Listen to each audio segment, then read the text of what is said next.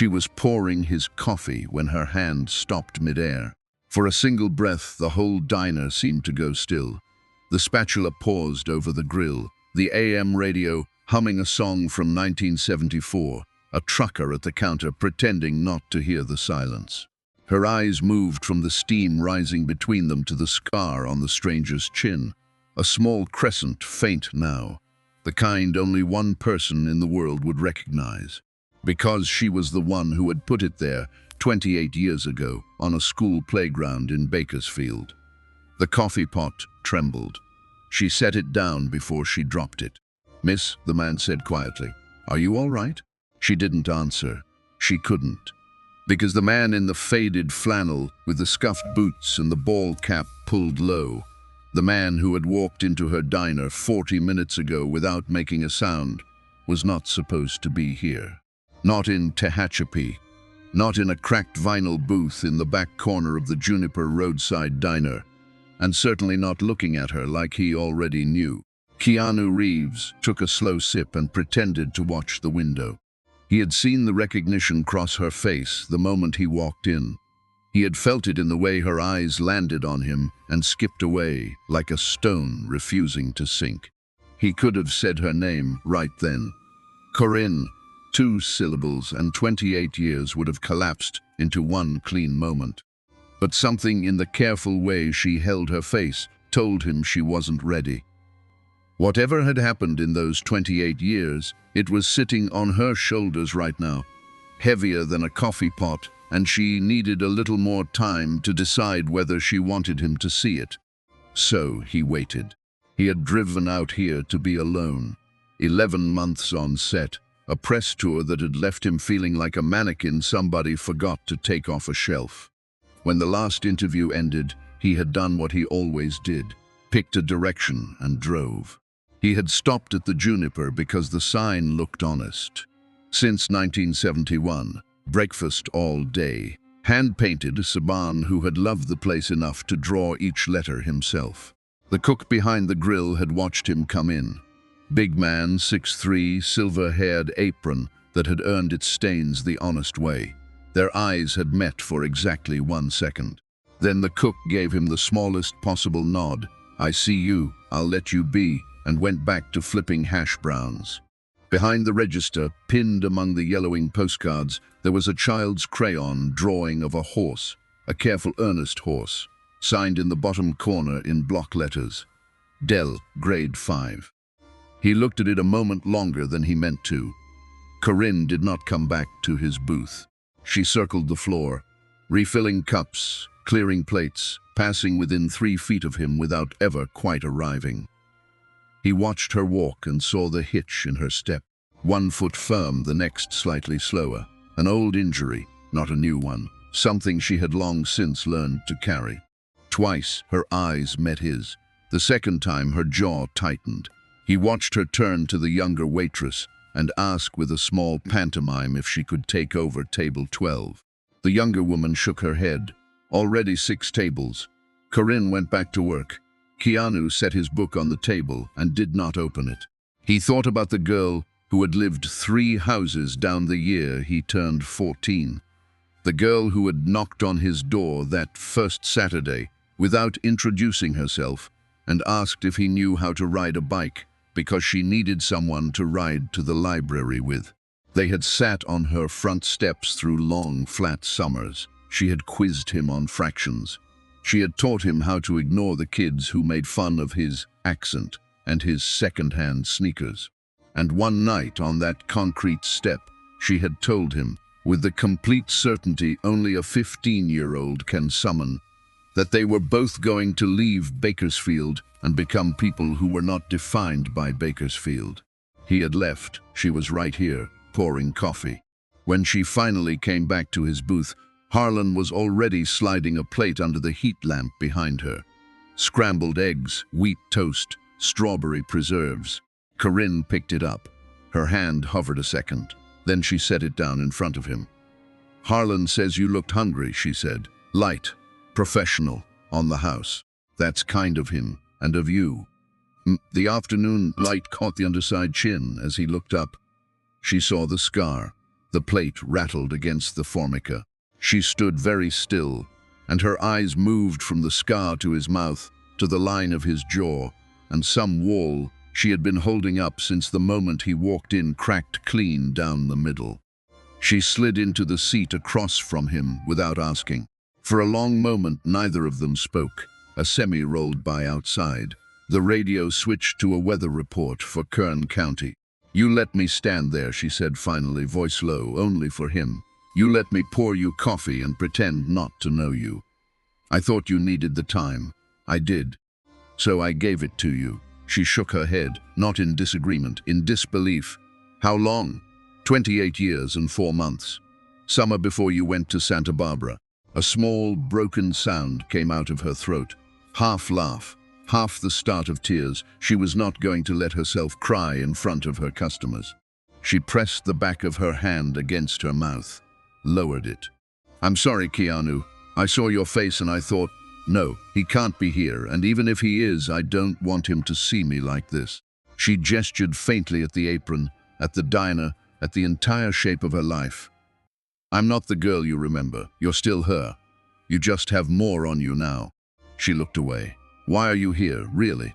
"I finished a project. I wanted a quiet drive. I didn't know this diner existed when I turned off the interstate. Of all the places, of all the places." She let out a breath she seemed to have been holding for a long time. Her eyes flicked, not on purpose, toward the crayon horse behind the register. Then back to him. "I have to get back to my floor. Don't go anywhere, I won't." And that was the moment the voice came from 3 booths over. "Well, I thought I recognized you when you came in." It wasn't loud. It didn't need to be.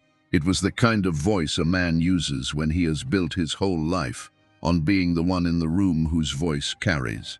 Keanu turned his head slowly. The man sat leaning back like a judge at a county fair, mid-60s, silver mustache, western shirt with pearl snaps, gold watch, bolo tie with a chunk of turquoise the size of a walnut. Across from him, a thinner man in a baseball cap watched with the cautious look of someone who had learned over the years that his friend could be unpleasant in public. "Silas," Corinne murmured. "Don't." Silas Redmond ignored her. "My wife drags me to every one of your movies, tells me you're a fine actor. A humble man," she says. He let the word humble sit in the air. "And here you are, dressed like you slept in a bun." "I've been in Kern County 64 years, mister. I've seen men who dress like that because they don't have a choice. Those men don't get to pick. But a man like you pick it. You put on the old clothes and the old truck so you can be one of us for a day." The diner had gone quiet, even the kitchen. Corinne had gone pale. Her fingers curled around the edge of Keanu's table. Her eyes flicked toward the employee door at the back, the small involuntary glance of a woman who has someone to protect and no margin to protect them with. Then back. He could read the math running behind them. "I need this job. I have a daughter. He's a regular." She closed her mouth. For a half second, Keanu thought about saying nothing, about finishing his coffee, about being the man who drove through towns, not into them. He was tired. He had come here to be tired somewhere quiet. Then he looked at Corinne's hand on the edge of the table, at the white line where her knuckle was pressing against the formica. He set his coffee cup carefully on the saucer. "Sir," he said quietly, "I think you might be judging what you haven't lived." That was all. Silas waited for more, for the defense, for the rich man's speech he had clearly been rehearsing in his head. It didn't come. Keanu held his gaze for one long second and turned his eyes back to the window, as though the conversation had already ended a sentence earlier. Something in the way he said nothing else, no heat, no performance, no effort to win, made the back of Silas's neck turn a deeper shade of red. He opened his mouth, closed it, looked around and found the faces he had been performing for had turned away. He muttered something, threw a bill on the table, and walked out. The bell above the door jangled behind him. For a long beat, nobody moved. Then Harlan, behind the grill, gave the side of the range a single, soft tap with his spatula, the sound a man makes when he wants to say, "All right, show's over." The diner exhaled. Forks resumed. Ice settled. Corinne was staring at the grain of the tabletop. Her eyes were wet, though the tears hadn't fallen. He knew who you were, the whole time. I know. 28 years, Keanu. The first day I see you again, and a man I've served every Tuesday for 3 years calls you a fraud, and She broke off. I didn't say anything. You didn't have to. I wasn't the one who needed stand up for. You deserve better, so do you. She looked at him a long time. Don't go anywhere, please. I'm off at 5. Will you wait? I'll wait. She stood up, smoothed her apron twice, and went back to her floor. The hours between 1 and 4 belonged to a different diner. The lunch crowd thinned. Keanu drank refills he didn't really want, and read a paperback he had been carrying in his truck for nearly a decade. 3 booths over, Silas had come back. He had sat down again a few minutes after storming out, as if to prove to himself he hadn't been chased off. A different friend had joined him, gray-haired, in a work jacket.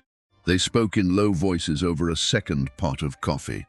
Keanu was aware of him the way a man is aware of a dog that has already shown its teeth once. Around 3, Harlan came out from behind the grill. He untied his apron and walked to the booth. Mind if I sit a minute? Please. I won't keep you. I've been watching that woman work in my diner for 3 years. She's the strongest person I know. Even the strongest people have a breaking point. If you came here to do something, whatever it is, be careful with her. I will. Harlan's eyes went briefly to the crayon horse behind the register. She brings her girl in after school. Todadell called her mom 20 minutes ago. Something happened. Just so you know what's walking through that door next. Thank you. Harlan stood. He did not offer to shake hands. He did not mention that he had recognized Keanu the moment he walked in. He nodded once and went back to the kitchen. At 4 the bell chimed and a child ran in. About 12, thin with long brown hair that needed brushing and a faded pink backpack too big for her shoulders. Her school polo had been washed so many times it was the color of a memory. One sneaker lace had been replaced with a piece of white string. She came through the door already crying, "Mom." Corinne was at the other end of the counter, refilling a ketchup bottle. She set it down before the word had finished leaving her daughter's mouth. She was across the room and wrapped around the girl before anyone had time to look up. "Delphine, sweetie, what happened?" The girl pressed her face into her mother's shoulder. Her shoulders shook in a way that was more angry than sad. "Maddie and those girls, they said my shoes. They said you can't even buy me. I know. I know." Corinne's jaw tightened. Her eyes over the top of her daughter's head went dark, but her voice stayed steady. "Okay, listen, you're going in the back with me, grilled cheese, reading for Mrs. Reyes. In an hour I'm off and we'll go home." "Grilled cheese going on now," Harlan said without looking up. They disappeared through the employee door, and that was when Silas opened his mouth again. It wasn't loud. That was almost the worst part. "It's always the same cycle," he was saying. "Mother waits tables. Daughter'll wait tables. Mother picks the wrong man. Daughter'll pick the wrong man. Won't matter how many programs you throw at them. Some families just can't climb out of it." Corinne had just come back out with an empty tray. She froze halfway to the counter. Her hand tightened on the edge of the tray until the metal cut a faint white line across her palm. Her eyes went to the employee door behind which her daughter sat with a grilled cheese, then to Silas, then to the floor. Keanu watched her choose not to speak. He watched her swallow the words and keep walking. He set his book down, face open, pages down. "Sir." Silas looked over, genuinely surprised to be addressed. "I let what you said earlier go," Keanu said. Low, even, unhurried. "People misread a stranger all the time. That one cost me nothing. I don't know what you're. I'm not finished, sir." There was no heat in it, but there was a kind of authority in his quiet that stopped Silas mid-sentence. The gray-haired man across from him looked down at his coffee. "I know people who work 2 jobs, who raise children by themselves, who are doing the best they know how with what they have. Calling any of that a cycle, Calling any of that not wanting to climb out is not something a man should say in a room where a child could hear it, whether the child is in the room at that moment or not. Silas's mouth opened. The woman you are speaking about, Keanu went on, is someone I have known since I was 14 years old. You don't know one thing about her. The fact that you feel free to say what you just said, in her workplace, where her daughter is on the other side of that door, tells me a great deal more about you than it does about her. The diner was utterly silent. Silas's face went through several colors. Red, deeper red, something almost purple along the line of his jaw. Now you listen here. No, sir. I've listened enough today. He turned back in his seat, picked up his book, opened it to the page he had not been reading. He did not look at Silas again. For a long stretched moment, nobody seemed to know what would happen next. Then Silas, jaw working, mouth tight, pulled out his wallet, dropped a few bills, stood up without looking at anyone, and walked out. The man in the work jacket followed a half-minute later, looking embarrassed on his friend's behalf. The bell chimed twice. The diner held its breath. Then Harlan came out from behind the grill with the coffee pot. He refilled Keanu's cup all the way to the rim, slowly, without spilling a drop. Set the pot on the edge of the table. Put one big calloused hand briefly on Keanu's shoulder. Picked the pot back up. Walked back to the kitchen. He did not say a word. It was the most eloquent thing anyone had said to Keanu in a long time. Corinne sat down across from him. You didn't have to do that, I know. You made an enemy for me. He was already your enemy, Corinne. He just hadn't said it where you could answer. She pressed her fingers against her eyes. Shoulders shook once, stilled. She came in here crying because some girls told her I can't afford to buy her shoes, and that man was about to make it worse. I know. I can't let her grow up hearing that. She won't. Not while you're her mother. At 5, the ponytail waitress came out tying her evening apron, and Corinne untied hers. She returned from the pantry leading her daughter by the hand. Delphine looked steadier than she had an hour earlier, though her eyes were still puffy. In her free hand she carried a library book with a faded horse on the cover. Del, this is Keanu. He was my friend when I was not much older than you. We went to school together in Bakersfield. Delphine looked at him warily. She had been raised to be careful of strange men. Hi, Delphine. He did not extend his hand. He just smiled and waited. Her eyes dropped to the paperback. You're reading I Am. Is it a good one? I think so. I've been carrying it around a long time, so it must be. She considered that with the careful seriousness only 12-year-olds can manage. What's your favorite class at school? The question caught him off guard and he laughed. A small, genuine laugh, the first real one of the day.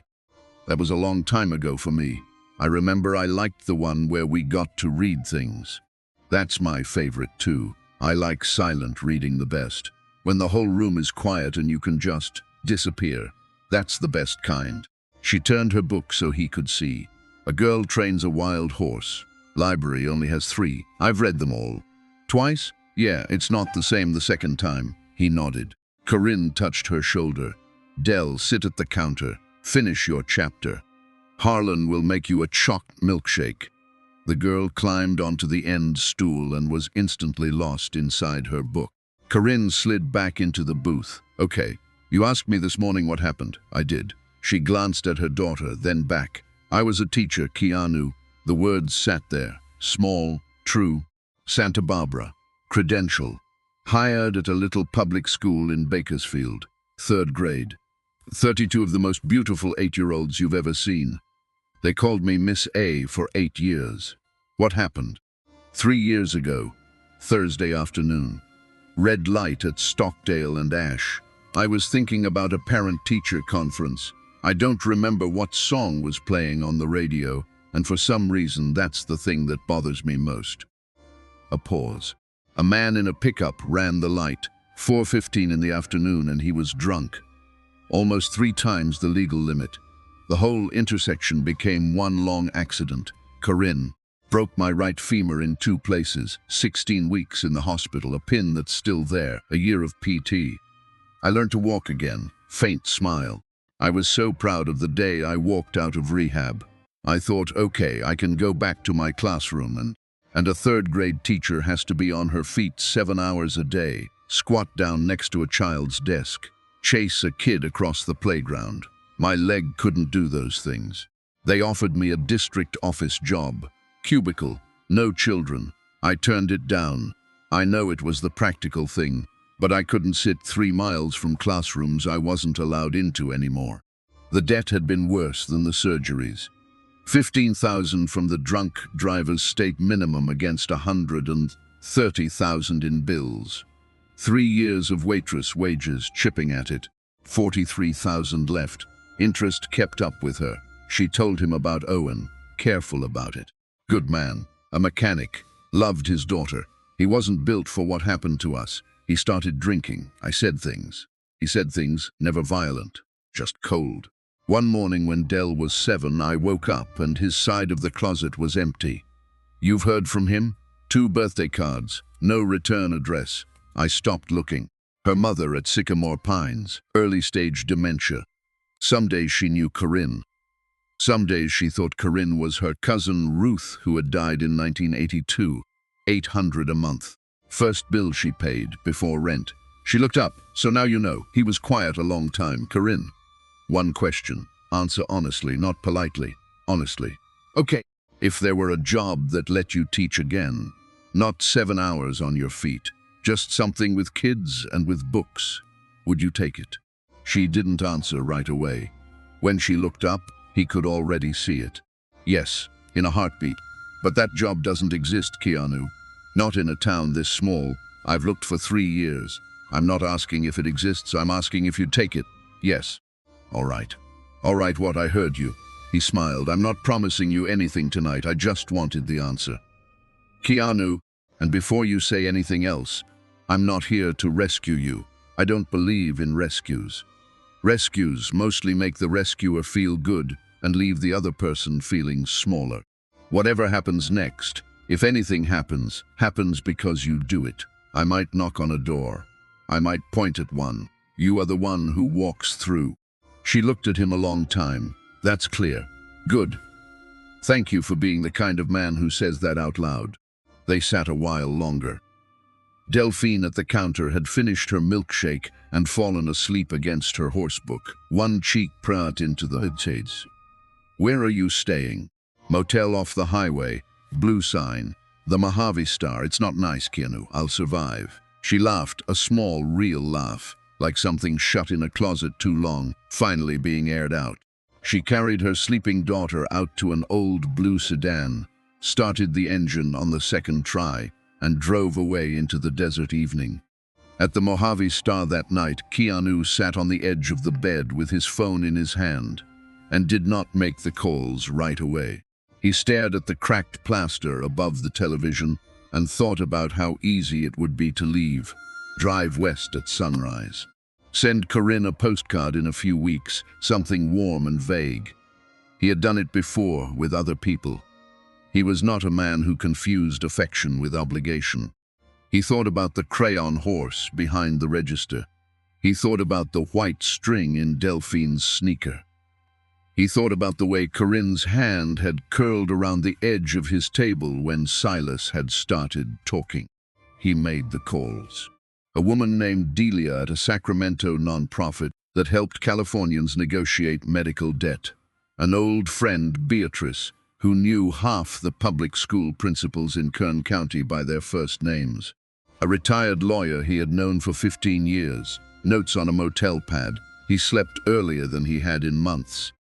On the second day, he walked into the front office of Ridgecrest Elementary and asked to speak to the principal. Her name was Ramona Pritchard, 19 years running the school, tall black horn-rimmed glasses pushed up into steel gray hair. On her wall, be kind, work hard, no exceptions. She blinked once when he came in. Well, I did not have that on my bingo card for Tuesday. I apologize for dropping in. Sit down, Mr. Reeves. He sat. 3 things. 1. I have 2 grandchildren who will never forgive me if I do not ask you to sign something. 2. I do not care who you are outside this school. Inside it, you are a gentleman asking for 10 minutes. 3. Whatever you tell me stays here. Acceptable? Very. He told her about Corinne, the 8 years, the accident, the leg, a daughter who loved silent reading and had worn the same sneakers for 2 years. He did not ask for anything. He laid out the facts and stopped talking. Ramona listened, Mr. Reeves. Do you know how long I have been trying to fill a part-time reading aid position? No, ma'am. 4 months. 2 applicants. One was 22 and could not name a chapter book suitable for a second grader.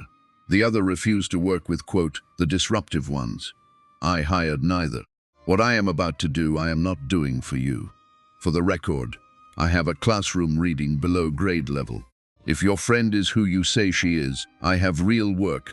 4 mornings a week, 3 hours, sitting the whole time, $18 an hour, benefits. That's more than I was going to ask for. I didn't ask what you were going to ask for. Send her tomorrow, 10 o'clock. At the door, without looking up, my grandchildren's names are Justice and Journey. If you find yourself with a piece of paper at some point, I will. That afternoon he told Corinne what had happened, gave her Ramona's name and the appointment, said he had done nothing except walk in and describe her. She listened with her hand pressed against her mouth. What do I owe you? Nothing. That was the deal. Across the aisle, a tired-looking woman in a grocery store smock walked in with a small boy in a dinosaur t-shirt. She spoke to Corinne in a low voice at the counter. Can I run a tab till Friday? Kenji hasn't eaten since breakfast. Corinne nodded without a pause. She slipped the boy a muffin from the case by the register, wrapped in a napkin, tucked into his hand like a secret. Then she walked his mother to a booth and smiled at the boy like he was the most important customer she had served all day. Keanu watched the whole thing and filed it away. That evening, before leaving town, he stopped at a second-hand bookstore and bought 12 chapter books appropriate for a 12-year-old girl who loved horses and silent reading, brown paper and string. On the package, from a fellow reader, he left it at the Juniper and asked Harlan to hand it to Corinne in the morning without saying who it was from. Harlan nodded once. Keanu got in his truck and drove west. The morning of her Ridgecrest interview, Corinne stood in her kitchen at 7:30 and could not make herself open the door. She had on the only pair of slacks that still fit well. On the table were the keys to the sedan, a folder with her credential paperwork, a half cup of coffee gone cold. She looked at her reflection in the microwave door. Her first thought was that she looked like a woman going to a job interview. Her second thought was that she did not know that woman anymore. She sat back down. She sat a full minute with her hand on the folder, and she thought, very seriously, about calling and canceling, about staying a waitress. She knew how to be a waitress.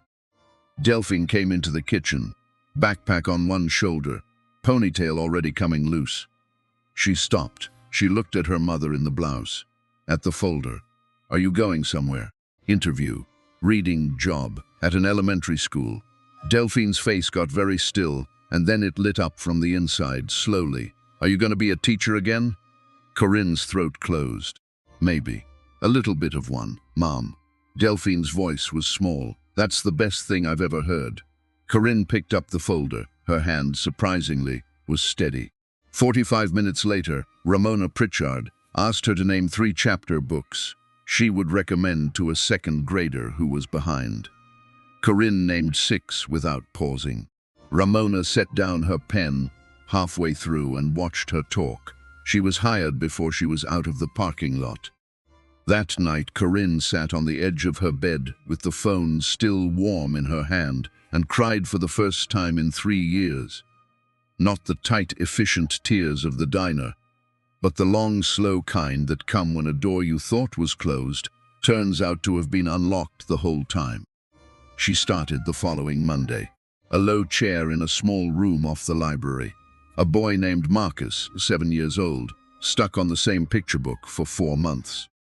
On the morning of her second week, Corinne watched him read the word together out loud, slowly, syllable by syllable, and then look up at her with the expression of a child who had just discovered he could do a thing. She had to excuse herself to the hallway for 2 minutes. In late July, Harlan slid a brown paper package across the counter. Someone dropped this off for Del. Corinne turned it over. Her name was not on it. Delphine's was. That afternoon, Delphine opened the package on the kitchen floor in her pajamas and spread the 12 books around her in a circle like a fort. She read the titles out loud one at a time, as if wanting to make sure each book knew she had seen it. Then she looked up at her mother with her hands pressed to her mouth. "Mom, Mom." Corinne did not say Keanu's name. Neither did Delphine. Some things did not need saying. The flat brown paper went under Delphine's bed that evening, smoothed carefully. In October, Corinne wrote her first check to the Sacramento nonprofit, $284. The negotiated number was down to $19,000 on a 10-year no-interest plan. She signed it with her own name at the kitchen table, and for the first time in a long time, she did not feel she was drowning. She taped the receipt to the inside of the cupboard where she kept the coffee. In the late spring, a small company no one had heard of bought the Juniper from its retiring owner. Harlan was promoted. The staff stayed. The prices stayed. A long communal table went in along the back wall, with a shelf of donated books above it. A chalkboard appeared by the register in Harlan's careful block lettering. "If you are hungry and cannot pay today, speak with the manager. There is always a way." The sign outside had a second line painted under the first in the same hand-lettered style, and community kitchen. The day it went up, Harlan stood in the gravel lot a long time with a wet cloth, polishing something that didn't need polishing. "Harlan, you all right?" "Fine, okay." In '78, when I came back from overseas, I slept under a bridge in Bakersfield about 3 months. Nobody ever asked me if I was hungry. I kept thinking, if just one person had asked, not helped, just asked, it might have been a different 3 months. He cleared his throat. "This place is going to ask." She put a hand on his arm and went back inside. Harlan asked Corinne to coordinate the second fund on a Thursday afternoon in June. Small fund, women over 40, single mothers, back to school, retrain, whatever it takes. Somebody was starting it anonymously through a Sacramento advisor. "Why me?" "Because you know." She said no. Then she said maybe. Then she sat with it a week. What she was afraid of, she realized late one night, was not the work. It was becoming the kind of woman who sat across the table from other women and made them believe things were possible. She was not sure she had earned the right. She talked to Delphine about it Sunday morning. Just the outline. Delphine listened carefully. Then she said, "Mom, if somebody had done it for you 3 years ago, would you have wanted them to say no because they weren't sure they were allowed?" Corinne looked at her daughter a long moment. "When did you get like this?" "I've always been like this. You were just busy." She told Harlan yes on Monday. The first applicant to the Second Chance Fund was Maybelle Turner, the woman in the grocery store smock from that first Tuesday. Her son Kenji was 8 now. She wanted to become a licensed vocational nurse. She sat across from Corinne at the communal table, with her hands folded tight in her lap. "I don't really know if I'm the kind of person who gets into programs like this." Corinne looked at her a moment. "I said those exact words to myself 6 months ago." "Did you?" "Yeah." "What you do about it?" "I showed up anyway." Maybelle blinked and then she laughed, a small, startled laugh, and picked up her pen. She started classes that January. Silas Redmond kept coming to the diner. He sat in his booth. He ordered his order. He did not apologize, and nobody made him. He did not become a better man. He became exactly the man he had already been, which is what most people do when they are not interested in changing. But around him, quietly, the town became a slightly different place than it had been. Delphine turned 13 in the fall. She grew 2 inches. Her mother could afford new sneakers, and did, and Delphine the old pair at the back of her closet, because she said she wanted to remember them. One afternoon in October, A little more than a year after that first Tuesday, Delphine was doing her math homework at the communal table. Kenji sat next to her reading a picture book about trucks. Corinne was at the other end helping a woman named Yvette with a financial aid form. Harlan was making soup the whole town could smell from the street. Delphine looked up and said without preamble, "Mom, how come there are people like Mr. Redmond and people like that Keanu guy who came here last year, both at the same time?" Corinne set down her pen. "I don't know, Del. I don't think anybody knows. I think the world just has both. That doesn't seem fair. It isn't." "Then what do we do about it?" Corinne thought a long moment. "I don't know, sweetie. I just know you get to pick what you are." Delphine considered that and went back to her math. It was a Tuesday in late October, 14 months after his first visit, when the old truck pulled back into the gravel lot. Same flannel, a little more faded, same cap, same 2 days of stubble. Corinne looked up from the communal table. For a moment she didn't move. Then she smiled, a full smile without any of the old tiredness, and stood and walked over. She didn't hug him. She didn't cry. She took his cap gently off his head and hung it on the hook by the door. "Your coffee is still bad, you know. I came all this way for it. Sit down." He sat in his old booth. She brought him a mug and slid in across from him. "I never thanked you properly." "You did, the day I left. I thanked you for the door. I never thanked you for the rest." The sign outside the scholarship, Harlan's raise that he thinks he got from the new owner, Dell's art class. The books that still arrive every 3 months addressed to a fellow reader. "I don't know anything about any of that." "No," she smiled. "Of course you don't. How is she?" "Growing." She asked a question at this table a few weeks ago that I didn't know how to answer. I think that's the best sign a parent can get. "What was the question?" She told him. He listened, set his coffee down, looked at the grain of the tabletop a long moment. "Tell her next time she asks. Tell her she already knows. She's asking because she already knows." "I will." Delphine came out of the pantry then, 13 and taller than he had expected. She stopped when she saw him, and then she grinned, a slow, surprised grin, and slid in next to her mother without asking. "You're back." "I'm back. I liked the last ones, the ones about the mountain. I thought you might. My mom says somebody's been sending me books anonymously. For a year. That's interesting. Is it you?" He considered the question. "It's somebody who thinks you should never run out of books." She nodded, as if that were a satisfactory answer. "Thank you," she said quietly. "You're welcome." They talked, the 3 of them, for an hour. Then he stood to go. He tucked a 20 under his saucer, and Corinne did not try to push it back. At the door, he stopped.